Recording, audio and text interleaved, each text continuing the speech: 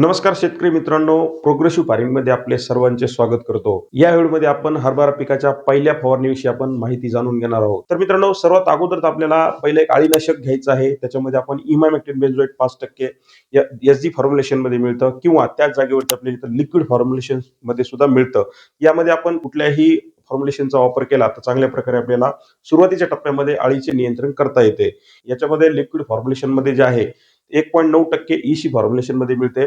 याचा जो वापर आहे 15 लिटरच्या पंपासाठी आपल्याला 20 ml ते 25 ml पर्यंत आपण त्याचा वापर करू शकतो.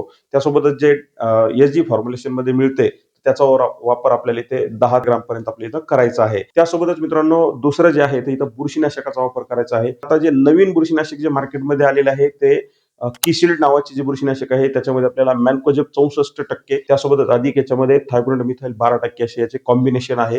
मित्रांनो हे स्पर्शजन्य पद्धतीने सुद्धा काम करते आणि आंतरप्रवाही पद्धतीने सुद्धा काम करते पिकावरती. त्यामुळे मित्रांनो आपल्याला चांगली सुरक्षा किंवा चांगले नियंत्रण आपल्याला इथं हरभरा पिकामध्ये मर रोगासाठी मिळते.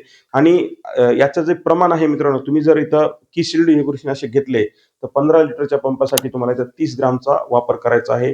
त्यासोबत तुम्ही जर हे तुम्हाला उपलब्ध नाही झाले तुम्ही रोकोचा सुद्धा वापर करू शकता. याचं बी प्रमाण आपल्याला इथं 30 ग्रामच करायचं आहे. म्हणजे दोन्हीचे प्रमाण इथं 30 ग्राम प्रमाणे आपण इथं घेऊ शकतो. आणि याच्यानंतर जो तिसरा जो घटक आहे त्याच्यामध्ये आपल्याला एका पीजीआरचा किंवा इथं आपल्याला बायोस्टिम्युलंटचा वापर करायचा आहे. आता मार्केटमध्ये बायोविटा एक्स नावाचं जे बायोस्टिम्युलंट आहे किंवा याच जागेवरती तुम्हाला जर पोषक सुपरस्टार पीजीआर जर मिळालं, याच्यामध्ये मित्रांनो आपल्याला जिब्रिलिक ऍसिडचं प्रमाण मिळतं. त्याच्यामुळे मित्रांनो इथं सेल डिव्हिजनचं सुद्धा चांगलं पोषक सुपरस्टार चांगलं काम करतं. या दोन्हीपैकी आपण कुठल्याही पीजीआरचा किंवा बायोस्टिम्युलंटचा वापर करू शकतो. याचं जे प्रमाण आहे पोषक सुपरस्टार आपल्याला 15 लिटरच्या पंपासाठी 25 ml चा वापर करायचा आहे आणि बायोविटा एक्सचा आपल्याला 15 लिटरच्या पंपासाठी आपण 30 ते 40 ml चा इथं वापर करू शकतो. याच्यानंतर मित्रांनो आपल्याला चौथा जो घटक आहे त्याच्यामध्ये आपण विद्राव्य खताचा इथे वापर करू शकतो.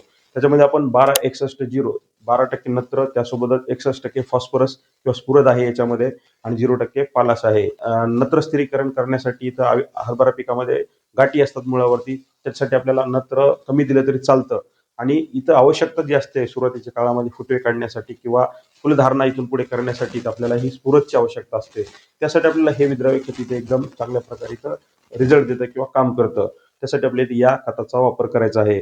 तुमचा हरभरा जर सुरुवातीपासून चांगला असेल किंवा जोमदार पद्धतीने वाढत असेल तर तुम्ही विद्राव्य खत नाही दिला या स्टेजमध्ये तरीही चालेल. तुम्ही यात पहिल्या 3 कॉम्बिनेशनचा इथं वापर करू शकता. याचे जे प्रमाण आहे मित्रांनो विद्राव्य खताचे तुम्हाला 15 लिटरच्या पंपासाठी 80 ग्रामचा इथे वापर करायचा आहे. अशा पद्धतीने मित्रांनो पूर्ण मी तुम्हाला 4 घटक सांगितलेले आहेत. या 4 घटकांचा वापर करून तुम्ही ही फवारणी करू शकता.